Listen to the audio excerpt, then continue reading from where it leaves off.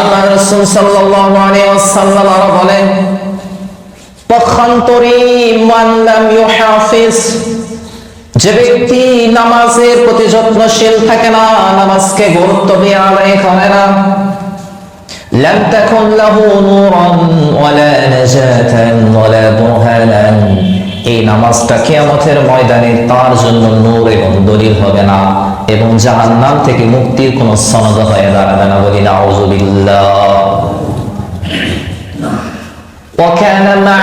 وكان يوم القيامة مع قارون وفرعون وهامان وأبي بن خلف। এই হাদিসের মধ্যে আল্লাহ রাসূল সাল্লাল্লাহু আলাইহি ওয়াসাল্লাম আর বলেন, বরং কিয়ামতের ময়দানে নামাজ পরিত্যাগকারীর হাসর নাসর হবে করুন, ফেরাউন, হামান এবং উবাই ইবনে খালফের মতো মক্কার জঘন্য জঘন্য বড় বড় কাফেরের সঙ্গে। বলি নাউযুবিল্লাহ। আসসালামু আলাইকুম ওয়া রাহমাতুল্লাহ।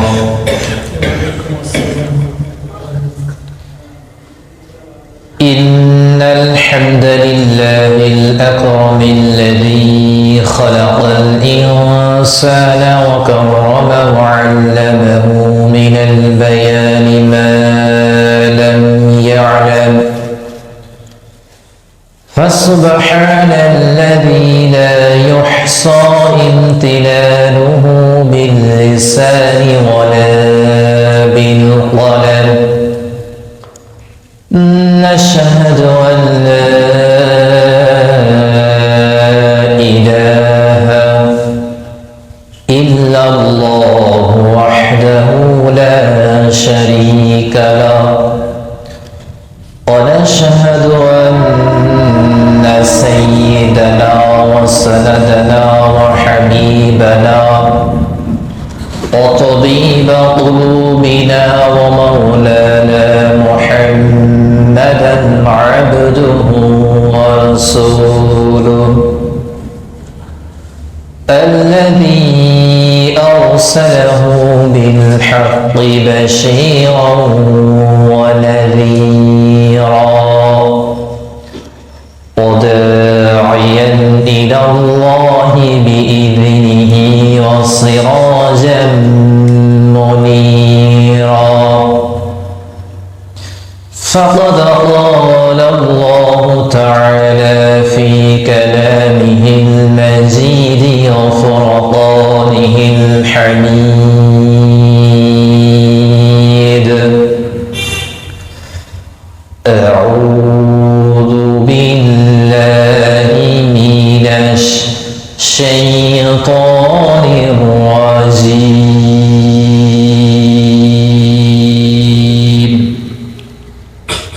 بسم الله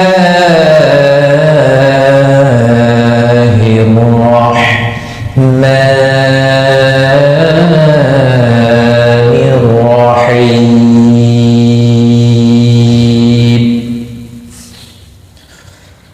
ما سلككم في سقر؟ قالوا لم نك من المصلين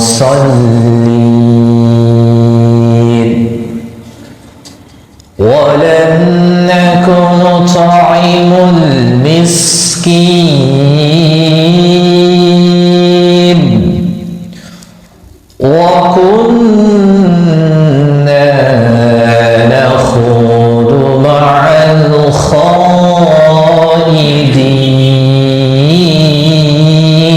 الخائضين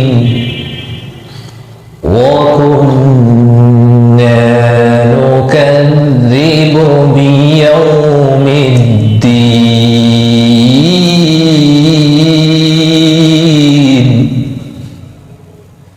حتى أتانا اليقين.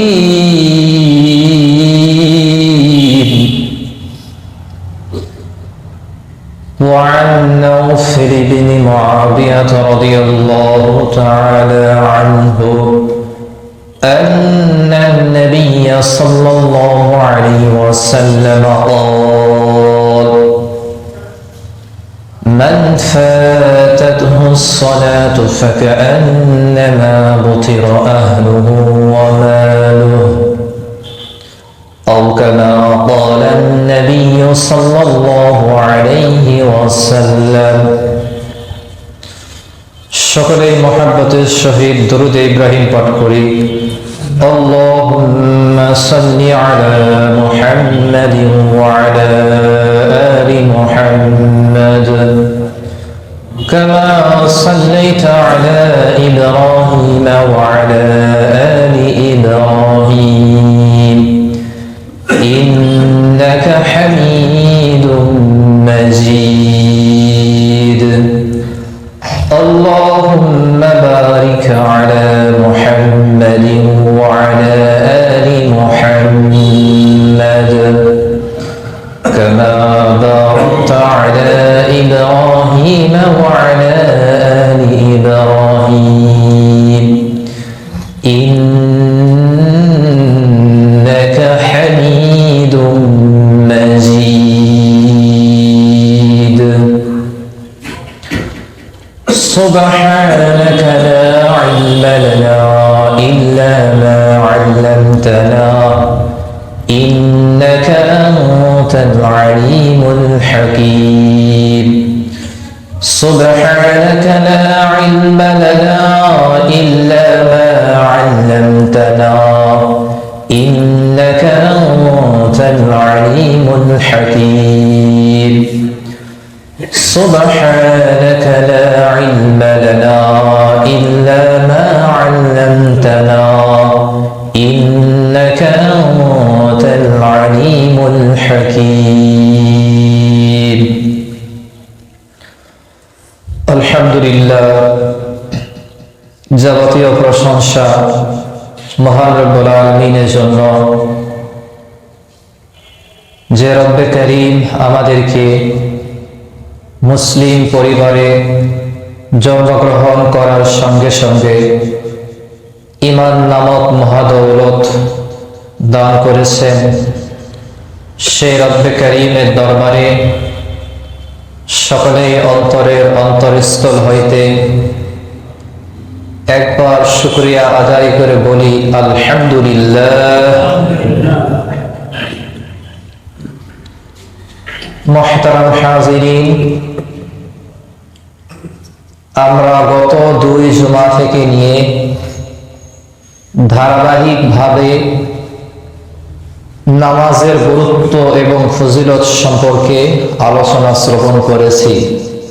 প্রথম জুমায় নামাজের ফজিলত এবং দ্বিতীয় জুমায় নামাজের গুরুত্ব সম্পর্কে আলোচনা করা হয়েছে। এই জুমায় আমি যে আয়াতে কারিমা তেলাওয়াত করেছি এবং যে হাদিস শরীফ পাঠ করেছি, উক্ত আয়াত এবং হাদিসের মধ্যে নামাজ না পড়ার ভয়াবহতা সম্পর্কে আলোচনা করা হয়েছে।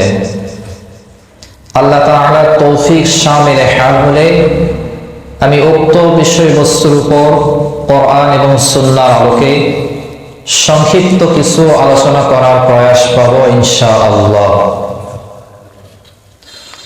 সম্মানিত সুধী, আল্লাহ সুবহানাহু ওয়া তাআলা ইরশাদ করেছেন, ওয়া মা খালাকতুল জিন্না ওয়াল ইনসা ইল্লা লিয়াবুদুন। আমি জিন এবং মানব জাতিকে সৃষ্টি করেছি কেবল মাত্র আমার ইবাদত করার জন্য। আর একটি মানুষের ঈমান গ্রহণ ও প্রাপ্তবয়স্ক হওয়ার পরে সর্বপ্রথম যে ইবাদতটি তার উপরে বর্তায় সেটি হলো ইসলামী শরিয়াত দ্বিতীয় অন্যতম গুরুত্বপূর্ণ স্তম্ভ নামাজ। নামাজের ফজিলত এবং গুরুত্ব সম্পর্কে আমরা জেনেছি। যেমনই ভাবে 5 ওয়াক্ত নামাজ যথা সময়ে গুরুত্ব সহকারে আদায় করার দরুন আল্লাহ সুবহানাহু ওয়া তাআলা সন্তুষ্ট হন এবং বান্দাকে শ্রেষ্ঠ পুরস্কারে পুরস্কৃত করেন, ঠিক তেমনি ভাবে 5 ওয়াক্ত নামাজ যথা সময়ে গুরুত্ব সহকারে আদায় না করার দরুন আল্লাহ সুবহানাহু ওয়া তাআলা অসন্তুষ্ট হন এবং বান্দাকে কঠিন থেকে কঠিনতম আযাবে গ্রেফতার করেন বলি নাউযুবিল্লাহ। কোরআন এবং হাদিসের মধ্যে সুস্পষ্ট ভাষায় যার সমর্থন পাওয়া যায়, যেমন সহিহ ইবনে হিব্বানের একটি হাদিসের মধ্যে এসেছে, عن نوفل بن معاوية رضي الله عنه أن النبي صلى الله عليه وسلم قال من فاتته الصلاة فكأنما أبتر أهله وماله। হযরত নওফেল ইবনে মুআবিয়া রাদিয়াল্লাহু আনহু হতে বর্ণিত, তিনি বলেন আল্লাহ রাসূল সাল্লাল্লাহু আলাইহি ওয়াসাল্লাম ইরশাদ করেছেন, মান ফাতাতহুস সালাত ফাকান্নামা উবতিরা আহলুহু ওয়া মালুহু। যে ব্যক্তি এক ওয়াক্ত নামাজ ছেড়ে দিল, তার পরিবার পরিজন এবং ধন সম্পদ সবকিছুই যেন ছিনিয়ে নেওয়া হলো। অর্থাৎ কারো পরিবার পরিজন এবং ধন সম্পদ ছিনিয়ে নিলে সে যেমন বিপদগ্রস্ত এবং হতভাগা হয়ে যায়, ঠিক তেমনি ভাবে 5 ওয়াক্ত নামাজ এর মধ্য থেকে যদি কেউ এক ওয়াক্ত নামাজ ত্যাগ করে তবে সেও বিপদগ্রস্ত এবং হতভাগা হয়ে যায়। এই হাদিসের মধ্যে মানুষকে এভাবেও নামাজ তরক করা থেকে সাবধান করা হয়েছে যে যদি মনে করুন একটা ব্যক্তি জানতে পারলো অমুক রাস্তা দিয়ে গমন করলে আমার পরিবার পরিজন এবং ধন সম্পদ সবকিছু ছিনিয়ে নেওয়া হবে, তখন ওই ব্যক্তি যেমন ওই রাস্তাটা পরিত্যাগ করে অন্য রাস্তা অবলম্বন করে, ঠিক তেমনি ভাবে একজন মুসলমান ইমানদারের উচিত 5 ওয়াক্ত নামাজ পরিত্যাগের মাধ্যমে নিজের পরিবার পরিজন এবং ধন সম্পদকে বিপদের মধ্যে ঠেলে না দিয়ে বরং 5 ওয়াক্ত নামাজ যথাসময়ে গুরুত্ব সহকারে আদায় করে নিজের পরিবার পরিজন এবং ধন সম্পদের যথাযথ সংরক্ষণ করা এবং হেফাজত করা। কথা বলেন ঠিক কিনা? সম্মানিত সুধী, এমনি ভাবে মুসনাদে আহমদের একটি হাদিসের মধ্যে এসেছে, যারা যথাযথভাবে নামাজ আদায় করে না এই সকল ব্যক্তিদের বিপক্ষে নামাজ কিয়ামতের দিন দলিল হয়ে যাবে। তাদের জন্য নূর হবে না, তাদের জন্য হুজ্জত হবে না, তাদের জন্য জাহান্নাম থেকে বাঁচার সনদ হবে না নামাজ। এই হাদিসের রাবী হলেন হযরত আব্দুল্লাহ ইবনে আমর রাদিয়াল্লাহু আনহু।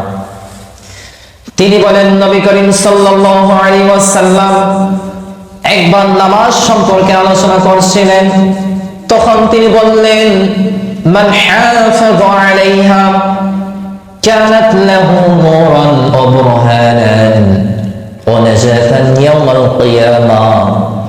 যে ব্যক্তি নামাজের প্রতি যত্নশীল থাকে ওই ব্যক্তির জন্য নামাজ কিয়ামতের দিন নূর হয়ে যাবে, ওই ব্যক্তির জন্য নামাজ কিয়ামতের দিন দলিল হয়ে যাবে, ওই ব্যক্তির জন্য নামাজ কিয়ামতের দিন জাহান্নাম থেকে মুক্তির কারণ হয়ে যাবে। বলি সুবহানাল্লাহ। আল্লাহ রাসূল সাল্লাল্লাহু আলাইহি ওয়াসাল্লাম আরো বলেন, পক্ষান্তরে মান লাম ইউহাফিজ, যে ব্যক্তি নামাজের প্রতি যত্নশীল থাকে না, নামাজকে গুরুত্ব দিয়ে আদায় করে না, লাম তাকুন লাহু নূরান ওয়ালা নাজাতান ওয়ালা বুরহানান, এই নামাজটা কিয়ামতের ময়দানে তার জন্য নূর এবং দলিল হবে না, এবং জাহান্নাম থেকে মুক্তির কোন সনদ হয়ে দাঁড়াবে না। বলি নাউযুবিল্লাহ। وكان يوم القيامة مع قارون وفرعون وهامان وأبي بن خلف। এই হাদিসের মধ্যে আল্লাহ রাসূল সাল্লাল্লাহু আলাইহি ওয়াসাল্লাম আরো বলেন, বরং কিয়ামতের ময়দানে নামাজ পরিত্যাগকারীর হাসর নাসর হবে করুন, ফেরাউন, হামান এবং উবাই ইবনে খালফের মতো মক্কার জঘন্য জঘন্য বড় বড় কাফেরের সঙ্গে। বলি নাউযুবিল্লাহ। সম্মানিত সুধী, করুন, হামান, ফেরাউন এবং উবাই ইবনে খালফ এর মতো বড় বড় কাফেরের সঙ্গে যদি আপনার আমার হাসর নাসর হয়, তাহলে একটু বিবেচনা করে দেখুন, কাল কিয়ামতের ময়দানে আপনার আমার চাইতে সবচেয়ে বেশি হতভাগা এবং বিপদগ্রস্ত আর কোন মানুষকে খুঁজে পাওয়া যাবে না। কথা বলেন ঠিক কিনা? কারণ হামান, ফেরাউন, উবাই ইবনে খালফ এরা হচ্ছে সুস্পষ্ট কাফের, মুনাফিক। আল্লাহ তাআলা নাফরমানি করেছে। এই আল্লাহ নাফরমানিকারী বান্দার সঙ্গে যদি আপনার আমার হাসর নাসর হয়, তাহলে কিয়ামতের দিন আল্লাহ তাআলার ক্ষোভ থেকে বাঁচার আর কোন রাস্তা খুঁজে পাওয়া যাবে না। কথা বলেন ঠিক কিনা? এজন্য নামাজকে যথাযথ আদায় করার প্রয়োজন আছে না নাই? আওয়াজ করে বলুন, আছে না নাই? সম্মানিত সুধী, এই নামাজ যদি কেউ গুরুত্ব সহকারে যথাযথ সময়ে আদায় করি, তাহলে এই নামাজটাকে জান্নাতের মধ্যে টেনে নিয়ে যাবে। আর যদি এই নামাজকে যথাসময়ে গুরুত্ব সহকারে আদায় না করা হয়, তাহলে এই নামাজ ওই ব্যক্তিকে জাহান্নামের মধ্যে টেনে নিয়ে যাবে। কথা বলেন ঠিক কিনা? কিয়ামতের ময়দানে যখন জান্নাতীরা জান্নাতে চলে যাবে এবং জাহান্নামীরা জাহান্নামে চলে যাবে, আল্লাহ তাআলা কোরআনের মধ্যে উল্লেখ করেছেন সূরাতুল মুদাসসির আয়াত নাম্বার 43 থেকে 47। জান্নাতি এবং জাহান্নামীদের মধ্যে তখন কনভারসেশন হবে, কথোপকথন হবে, আলাপ আলোচনা হবে। জান্নাতীরা জাহান্নামীদেরকে জিজ্ঞাসা করবে, মা সালাকাকুম ফি সাকার, হে জাহান্নামীরা, কোন বস্তু তোমাদেরকে জাহান্নামের মধ্যে টেনে নিয়ে এলো? জাহান্নামীরা তখন জবাবে বলবে, ক্বালু লাম নাকু মিনাল মুসাল্লিন ওয়া লাম নাকু নুত'ইমুল মিসকিন ওয়া কুন্না নাখুযু মা'আল খাইদিন وكنا نكذب بيوم الدين حتى أتانا اليقين।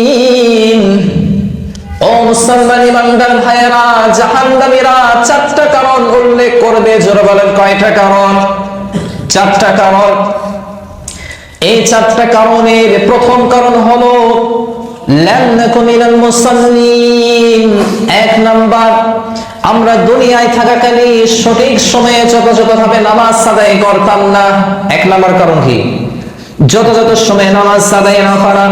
দুই নাম্বার কারণ হলো লাম নাকু নুত'ইমুল মিসকিন, আমরা দুনিয়াতে অভাবীদেরকে খাদ্য খাওয়াতাম না, অভাবীদেরকে খাদ্য খাওয়াতাম না। তিন নাম্বার কারণ ওয়া কুন্না নাখুযু মা'আল খাইদিন, আমরা দুনিয়াতে থাকা অবস্থায় ইসলামের সমালোচকদের সঙ্গে মিলে ইসলামের সমালোচনা করতাম। চার নাম্বার কারণ হলো ওয়াকুন্না নুকাযযিবু বিয়াউমিদ্দিন, দুনিয়ায় থাকা অবস্থায় আমরা কিয়ামত দিবসকে অস্বীকার করতাম। কিয়ামত বলতে কোনো কিছু আছে নাকি? আছে? এমন কিছু মুসলমান বান্দা বর্তমানে পাওয়া যায় যারা বলি নামাজ পড়লেই কি লাভ বা না পড়লেই কি লাভ, ঈমান তো ঠিক আছে। আছে না নাই?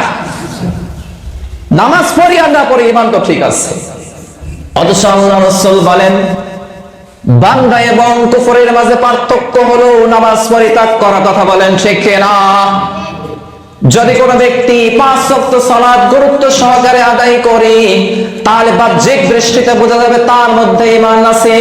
আর যদি কোনো ব্যক্তি যদি 5 ওয়াক্ত নামাজ যথাযথ সময়ে আদায় না করে, তবে বাহ্যিক দৃষ্টিতে বোঝা যাবে তার মধ্যে ঈমান আছে না নাই? নাই। বলেছেন কে? আল্লাহ রাসূল সাল্লাল্লাহু আলাইহি ওয়াসাল্লাম। সম্মানের সুধী, একটু লক্ষ্য করে দেখুন, জাহান্নামীরা জাহান্নামে যাওয়ার 4টা কারণ উল্লেখ করেছেন। এর মধ্যে 1 নাম্বার কারণ হলো নামাজ আদায় না করা। ক্বালু লাম নাকু মিনাল মুসাল্লিন, 1 নাম্বার কারণ নামাজ আদায় করতাম না। এজন্য যথাযথ সময়ে নামাজ আদায় করার জন্য আজকে থেকে সংকল্প করুন, তওবা করুন, আল্লাহর রাস্তায় ফিরে আসুন। অতীতে যা হবার হয়ে গেছে, ইনশাআল্লাহ নিয়ত করেন যে আজকে আসর থেকে 5 ওয়াক্ত নামাজ জামাতের সহিত আদায় করব ইনশাআল্লাহ। রাজি আছি তো ইনশাআল্লাহ? দোকান হাত উত্তোলন করে দেখিয়ে দিন মুসলমান, রাজি আছি তো ইনশাআল্লাহ? ইনশাআল্লাহ বললে সমস্যা? কোনো সমস্যা নেই। বরং যেই কাজের শেষে, যে কথার শেষে ইনশাআল্লাহ বলা হবে না, ওই কাজটা আপনি বাস্তবায়ন করতে পারবেন না। আর যেটার শেষে ইনশাআল্লাহ বলবেন, আল্লাহ তাআলা আপনার জন্য সহজ করে দিবে। 5 ওয়াক্ত সালাত পড়ার জন্য রাজি রয়েছেন তো ইনশাআল্লাহ? আল্লাহ তাআলা সবাইকে কবুল এবং মঞ্জুর করে নিন। সম্মানিত সুধী, আমার ধর্মপ্রাণ মুসলমান তাওহীদি জনতা, যুবক বন্ধুগণ, মুরব্বিয়ান আযম, আল্লাহ রাসূল সাল্লাল্লাহু আলাইহি ওয়াসাল্লাম যখন শেষ নিঃশ্বাস ত্যাগ করবেন, দুনিয়া থেকে বিদায় নিয়ে চলে যাবেন, এমন অবস্থায় তার জবান থেকে বিড়বিড় আওয়াজে কি জানি বের হচ্ছিল, কয়েকটা বাক্য বারবার উচ্চারণ করেছিল। বাক্যগুলো মনোযোগ সহকারে শুনুন। আল্লাহ রাসূল বলছিল, আসসালাতু আসসালাম ইত্তাকুল্লাহ ফীমা মালাকাত আইমানুকুম। হে উম্মতে মুহাম্মদ, আসসালাত, নামাজের প্রতি যত্নশীল হয়ে যাও। ইত্তাকুল্লাহ ফীমা মালাকাত আইমানুকুম, এবং তোমরা দাস-দাসীদের অধিকারের ব্যাপারে আল্লাহ তাআলাকে ভয় করো। ও মুসলমান ইমানদার বন্ধুগণ, নামাজের কত গুরুত্ব দেখুন।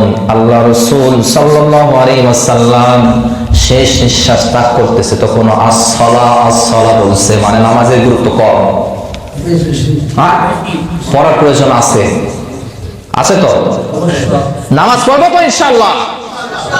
সম্মানিত সুধী, আল্লাহ রাসূলের বিখ্যাত সাহাবী হযরত ওমর ইবনুল খাত্তাব রাদিয়াল্লাহু আনহু ফজরের নামাজে দাঁড়ায় গেছেন। একজন ইহুদি হযরত ওমর ইবনুল খাত্তাব রাদিয়াল্লাহু আনহুকে বর্ষা মেরে দিয়েছে। বর্ষা মারার কারণে হযরত ওমরের দেহ থেকে ফিনকি দিয়ে রক্ত বের হতে লাগলো। তিনি যখন মাটিতে পড়ে যাবার উপক্রম হয়ে গেলেন, সঙ্গে সঙ্গে পেছন থেকে হযরত আব্দুর রহমান ইবনে আউফ রাদিয়াল্লাহু আনহুকে সামনে এগিয়ে দিলেন নামাজের ইমামতি করার জন্য। এর দ্বারা তিনি বুঝালেন, আগে আমার চিন্তা বাদ দাও, নামাজটা আগে পড়ো। ঠিক কিনা? আমার চিন্তা পরে হবে, আগে নামাজটা ঠিক করো, নামাজটা শেষ করো। বর্ণিত আছে, এরপর হযরত ওমর রাদিয়াল্লাহু আনহু বেহুশ হয়ে পড়ে গেলেন। যখন তার হুঁশ ফিরে যায়, একজন সাহাবী তাকে বলছে, নামাজের কথা স্মরণ করিয়ে দিছি। সঙ্গে সঙ্গে হযরতে ওমর বলেন, নাআম লা হাদ্দু ফিল ইসলাম লিমান লা সালাতা লাহু। হ্যাঁ, অবশ্যই নামাজ পড়তে হবে। যে ব্যক্তি নামাজ আদায় করবে না, ওই ব্যক্তির ইসলামের মধ্যে কোনো অংশ আছে নাকি? আছে? নাই। ইসলামে তার কোনো অংশই নাই। এই হলো নবী এবং সাহাবী নামাজের গুরুত্ব। তারা নামাজকে কতটা গুরুত্ব দিয়েছে। হযরত ওমর ফারুক রাদিয়াল্লাহু আনহু, তার শরীর থেকে রক্ত ঝরতেছে, তখন তিনি নামাজের মধ্যে আবার দাঁড়ায় গেছে। বলি সুবহানাল্লাহ। দেহের চিকিৎসা করে, আগে আত্মার চিকিৎসা করো। নামাজের মধ্যে কল, আকল, দেহ তিনটারই ভূমিকা রয়েছে সমানভাবে। নামাজের মধ্যে কল, আকল, দেহ তিনটারই যথাযথ ভূমিকা রয়েছে। দেহের মাধ্যমে আপনি রুকু এবং সেজদা করেন, ওঠা বসা করেন, এই কল্পটা আপনার আল্লাহর প্রতি মনোনীত থাকতে হবে, আল্লাহর প্রতি আকৃষ্ট থাকতে হবে। এবং দেহ কল্পের পরে থাকে আমাদের আকল। আমরা যখন নামাজের মধ্যে তেলাওয়াত করি তখন আকল দিয়ে যারা নামাজের কোরআনুল কারীমে যে আয়াতগুলো তেলাওয়াত করেন, এই তেলাওয়াতগুলোর অর্থ যদি বুঝতে পারি তবে অর্থগুলো চিন্তা করা, তাহলে শয়তান আমাদের মন নামাজ থেকে বাইরে নিয়ে যাবে না। আর আমরা যারা আওয়াম আছি, নামাজের মধ্যে তেলাওয়াত করলে অর্থ বুঝতে পারি না, তারা কমপক্ষে আমি তেলাওয়াত করার সময় অক্ষরগুলো যথাযথ উচ্চারণ হচ্ছে কিনা, মাখরাজগুলো যথাযথ উচ্চারণ হচ্ছে কিনা, এগুলোর প্রতি লক্ষ্য রাখা। এই তিনটা কাজ হলো দেহ, কল এবং আকল, এই তিনটার সমন্বয়ে মূলত নামাজ। শুধু আসলাম, রুকু করলাম, সেজদা করলাম, কেরাত করলাম, তাসবিহ করলাম, লাভ নাই। নামাজে 5 প্রকার। কয় প্রকার? আওয়াজে বলুন, কয় প্রকার? 5 প্রকার নামাজি। 1 প্রকার নামাজি, এরা হলো শাস্তিপ্রাপ্ত নামাজি। 2 নাম্বার নামাজি ধমকপ্রাপ্ত নামাজি। 3 নাম্বার নামাজি ক্ষমাপ্রাপ্ত নামাজি। 4 নাম্বার নামাজি সওয়াবপ্রাপ্ত নামাজি। 5 নাম্বার নামাজি নৈকট্যপ্রাপ্ত নামাজি। প্রত্যেকটির ব্যাখ্যা আমি সংক্ষেপে বলছি। আমার ইমানদার বন্ধুগণ, নামাজি হলো 5 প্রকার। 1 নাম্বার নামাজি হলো শাস্তিপ্রাপ্ত নামাজি। এরা হলো মাঝে মাঝে নামাজ পড়তে আসে, ইমাম সাহেব যখন খুতবা শেষ করে ফাযকুরুনি আযকুরকুম ওয়াশকুরুলি ওয়ালা তাকফুরুন বলে, তখন দেখবেন মসজিদের দরজায় এসে প্রবেশ করছে, তাকবীর দিয়ে ইমামের সঙ্গে নিয়ত বেঁধে দিয়েছে। ইমামের কেরাত পড়তে একটু দেরি হয়েছে, সঙ্গে সঙ্গে পেছন থেকে কাশি দেওয়া শুরু করে দিয়েছে। কথা বলেন ঠিক কিনা? যখন সেজদায় যায়, সেজদা করার পরে যখন তাশাহুদের হালতে বসে যায়, ইমাম সাহেব তাশাহুদ, দরুদ শরীফ, দয়া মাসওয়া পড়তে দেরি করলে তখন পেছন থেকে কাশি দিয়ে ফেলে। দেখে তাই না? হারি হুজুর দেরি করে কেন নামাজে এত? নামাজ শেষে ইন্ডিয়া পাকিস্তানে খেলা দেখতেই হবে, আর হুজুর এখানে দেরি করা শুরু করেছে। আসলে মূলত তার কাশিটা গলা থেকে আসেনি, তার কাশিটা হলো হৃদয়ের একটা কঠিন বাঁধি। এই কঠিন বাঁধির কারণে তার কাশিটা এসেছে। কথা বলেন ঠিক কিনা? দেহের বাঁধির চিকিৎসা করা যায়, কিন্তু কলবের বাঁধির চিকিৎসার জন্য কলবের ডাক্তারের কাছে যেতে হয়। সম্মানিত সুধী, 1 প্রকার নামাজি হলো এরা মাঝে মধ্যে নামাজে আসে, মাঝে মধ্যে দেখবেন মসজিদে এদের খুঁজে পাওয়া যায় না, এদের স্থান হলো জাহান্নাম, তারা শাস্তিপ্রাপ্ত নামাজি। 2 নাম্বার নামাজি হলো এরা 5 ওয়াক্ত নামাজি, মসজিদে এসে জামাতের সাথে আদায় করে, কিন্তু নামাজের মধ্যে তাদের মন থাকে না, কল থাকে না। নামাজে দাঁড়ায় গেছে, তাকবীর দিছে, আল্লাহু আকবার, এহে গরুটা তো বেঁধে রাখেনি, বলে গিয়েছে, নামাজ ছেড়ে দিয়ে চলে যায় গরু বাঁধতে। নামাজে দাঁড়ানোর পরে মনে হয়ে যায় এই দোকানের অমুক হিসাবটা পড়ে রয়েছে। নামাজের মধ্যে স্মরণ হয়ে যায় নামাজ শেষে আজকে তো জুমার দিন, গরুর দুধ বের হয়েছে, দুধটা বিক্রি করতে হবে। আসে না? নাই আসে না? আসে না? এরা হলো ধমকপ্রাপ্ত নামাজি। কি নামাজি? ধমকপ্রাপ্ত নামাজি। আল্লাহ তাআলা কিয়ামতের ময়দানে এদেরকে ধমক দেবে, এদেরকে ভর্ৎসনা করবে। 3 নাম্বার নামাজি হলো ক্ষমাপ্রাপ্ত নামাজি, যারা 5 ওয়াক্ত সালাত জামাতের সহিত আদায় করেন এবং তাদের অন্তরটা, তারা যখন নামাজে দাঁড়ায় অন্তরটা আল্লাহর প্রতি ধাবিত থাকে। মাঝে মধ্যে শয়তান তার অন্তরটা অন্যদিকে নিয়ে যায়, হঠাৎ তার মনে পড়ে যায় আমি না রবের সামনে দাঁড়াই আছি, মন তো অন্যদিকে দেওয়া যাবে না, মনটাকে আবার ফিরিয়ে আনে। আবার শয়তান মনটা সংসারের কাজের দিকে নিয়ে যায়, কিন্তু হঠাৎ মনে হয়ে যায় আমি না রবের সামনে দাঁড়ায় আছি, সঙ্গে সঙ্গে তার অন্তরটা আল্লাহর প্রতি ধাবিত করে দেয়। এরা হলো ক্ষমাপ্রাপ্ত নামাজি। আল্লাহ তাআলা এদের সমস্ত গুনাহ খাতাগুলো মাফ করে দিয়ে তাদেরকে জান্নাত দান করবে। বলি সুবহানাল্লাহ। তাহলে তাহলে নামাজের মধ্যে মন যদি অন্য জায়গায় ধাবিত হয়ে যায়, তাহলে মনকে আবার বোঝাইতে হবে যে আমি নামাজে আছি, নামাজে নিয়ে আসতে হবে। এটা মূলত শয়তানের সঙ্গে একটা জিহাদ, শয়তানের সঙ্গে একটা লড়াই।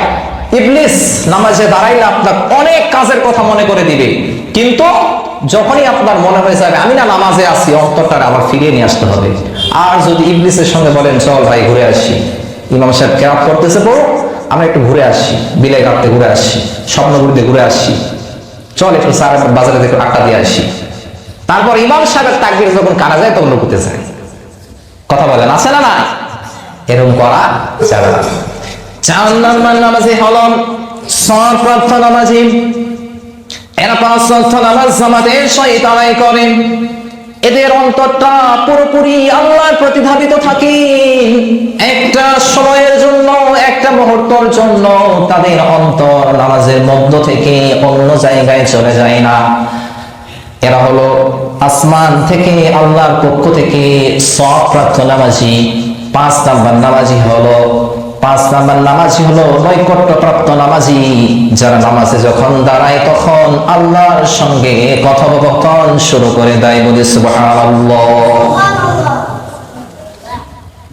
সম্মানিত সুধী, 5 নম্বর যে নামাজ, যারা নামাজ পড়তে আসে, নামাজে দাঁড়ায়, নামাজে দাঁড়িয়ে আল্লাহর সঙ্গে কথোপকথন শুরু করে দেয়, এই 5 নম্বর নামাজ হলো আম্বিয়াদের সঙ্গে খাস।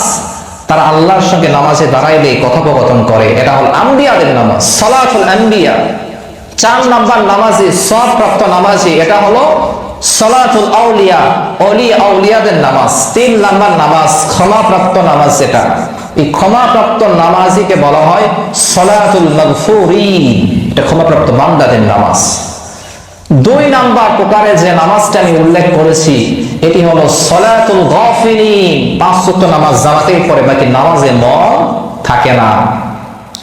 1 নম্বর নামাজি, এরা হলো সালাতুল মুনাফিকিন। মাঝে মধ্যে দেখবেন মসজিদে আসছে, মাঝে মধ্যে নাই, এরা সালাতুল মুনাফিকিন, মুনাফিকদের নামাজ। আল্লাহ রাসূল সাল্লাল্লাহু আলাইহি ওয়াসাল্লামের সাহাবীগণ দ্বীনি ইবাদত সমূহের মধ্য থেকে নামাজ, একমাত্র নামাজ ছেড়ে দেওয়াকেই তারা কুফরি মনে করত। অন্য কোন ইবাদত ছেড়ে দেওয়াকে কুফরি মনে করত না, কিন্তু নামাজ ছেড়ে দেওয়াকেই কুফরি মনে করত। মান তারাকা সালাতা মুতাআম্মিদান ফাকাদ কাফারা, যে ব্যক্তি ইচ্ছাকৃতভাবে নামাজ ছেড়ে দেয় সে যেন কুফরি বলল। কথা বলে ঠিক কিনা? সম্মানিত সুধী, শেষ মুহূর্তের বইটা কত মনোযোগ সহকারে শুনুন। এই 5 ওয়াক্ত নামাজ হলো জাহান্নাম থেকে বাঁচার একটা ফর্মুলা মাত্র। কিন্তু যারা আল্লাহ তাআলার প্রিয় ভজন হতে চায়, আল্লাহ তাআলার নৈকট্য অর্জন করতে চায়, তারা শুধু এই 5 ওয়াক্ত নামাজে সীমাবদ্ধ থাকে না, বরং তারা এর চাইতেও আরো বেশি কিছু করে থাকে। আল্লাহ রাসূল সাল্লাল্লাহু আলাইহি ওয়াসাল্লাম যার আগে এবং পেছনের সমস্ত গুনাহ ক্ষমা করে দেওয়া হয়েছে, আল্লাহ রাসূল সাল্লাল্লাহু আলাইহি ওয়াসাল্লাম রাতের বেলা দীর্ঘক্ষণ দাঁড়িয়ে নফল নামাজের মধ্যে এত বেশি দাঁড়িয়ে থেকেছেন যে এক পর্যায়ে গিয়ে তার হাঁটুগুলো ফুলে ফুলে ফেটে গিয়ে পানি ঝরতে পড়ে শুরু করেছে। বলি সুবহানাল্লাহ। আল্লাহ তাআলা আল্লাহ রাসূলের সাহাবা একরাম সম্পর্কে কোরআনের মধ্যে আয়াত নাযিল করে আল্লাহ তাআলা বলছেন, তাতাজাফা জুনুবুহুম আনিল মাদাজি'i ইয়াদউনা রাব্বাহুম খাওফান ওয়া তামাআ ওয়া মিম্মা রাযাকনাহুম ইউনফিকুন। তাতাজাফা জুনুবুহুম আনিল মাদাজি'i, আল্লাহ তাআলা বলছেন তাদের পার্শ্বদেশগুলো তাদের শয্যা থেকে পৃথক থাকে। ইয়াদউনা রাব্বাহুম খাওফান ওয়া তামাআ, তারা তাদের পালনকর্তাকে ভয় এবং আশা নিয়ে ডাকে। ওয়া মিম্মা রাযাকনাহুম ইউনফিকুন, এবং তারা আমি যা দান করেছি রিজিক হিসেবে তাদেরকে তা হতে তারা ব্যয় করে। বলি সুবহানাল্লাহ। সম্মানিত সুধী, শেষ একটি কথা, ইমামে আযম আবু হানিফা রাহিমাহুল্লাহ তার সম্পর্কে বর্ণিত হয়েছে, তিনি রাতের বেলা নফল নামাজে একটা মাত্র আয়াত পাঠ করতে করতে পুরো রাত্রি কাটিয়ে দিয়েছেন। সে আয়াতটি হলো ওয়ামতাজুল ইয়াউমা আইয়ুহাল মুজরিমুন। এই আয়াতটির অর্থ হলো, হে আমার অপরাধী বান্দারা, ওয়ামতাজুল ইয়াউমা আইয়ুহাল মুজরিমুন, আজকে তোমরা আমার নেককার বান্দা থেকে পৃথক হয়ে যাও। হযরত আবু হানিফা রাহিমাহুল্লাহ এই আয়াতটা পাঠ করতো এবং চিন্তা করতো, কিয়ামতের ময়দানে আমি কোন দলে থাকবো, এই চিন্তা করতে করতে পুরো রাতটি কাটিয়ে দিয়েছে। কিন্তু আজকে আমাদের অবস্থা এমন হয়ে গিয়েছে, আজান হয়ে যায়, মসজিদে জামাত চলে যায়, কিন্তু নামাজ পড়ার কোনো অনুভূতি আমার অন্তরের মধ্যে তৈরি হয় না। কথা বলেন ঠিক কি না? সম্মানিত শুধু নামাজ পড়লে আমার লাভ, নামাজ না পড়লে আমার লস। নামাজ পড়লে আল্লাহ তাআলার মর্যাদা বাড়বেও না, নামাজ না পড়লে আল্লাহ তাআলার মর্যাদা কমবেও না। আপনি ইবাদত করলে আপনার লাভ, আপনি ইবাদত না করলে আপনার লস। আল্লাহর কোনো লাভ লস নেই।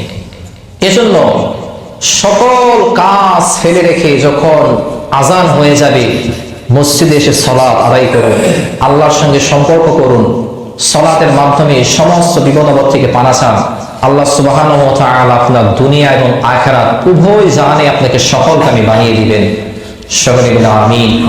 সম্মানিত শুধু আমি যে আলোচনাগুলো করলাম, আল্লাহ সুবহানাহু ওয়া তাআলা আমার